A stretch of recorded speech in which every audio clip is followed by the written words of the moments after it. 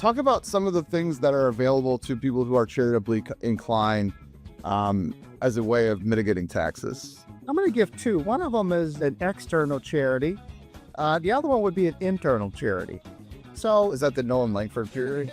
I'm going to put my account number on the screen, or you guys transfer all your QR code. One is, if I'm charitably inclined and I have money in an IRA and I have to take money out of an IRA for whatever reason, in a lot of cases, it's required minimum distribution that triggers a distribution. So I turn 72, 73, depending on my age. The IRS tells me I need to take $20,000 out of my account.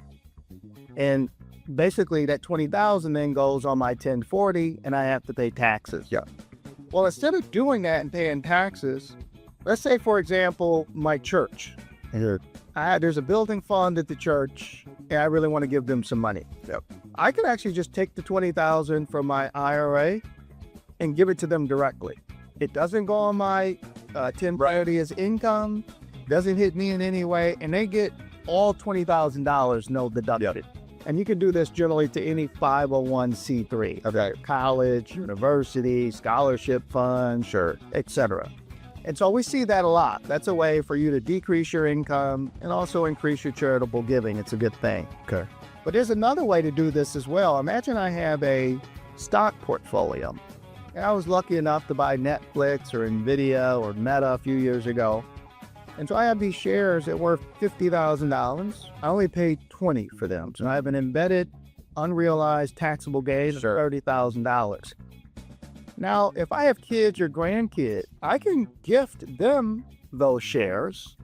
And now the tax goes from me being in the 37% bracket.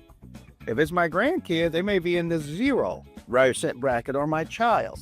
So that would be another way to sort of take advantage of taxes and kind of pass it on. Okay. And then there are also these things called donor advised funds. That probably doesn't make sense to go into too much detail, but that's another opportunity there as well. Correct. So I may want to be charitably inclined, but not necessarily have a charity picked out. A United Way, should it be the Heart Association, Cancer Association? Not really sure. But by December 31st, I need to do something because I need the transaction. You could put the money in what we call a donor advised fund. I don't have to name the specific charity, but I get the deduction just because I put it in there. Later on, I can decide who the money gets distributed to.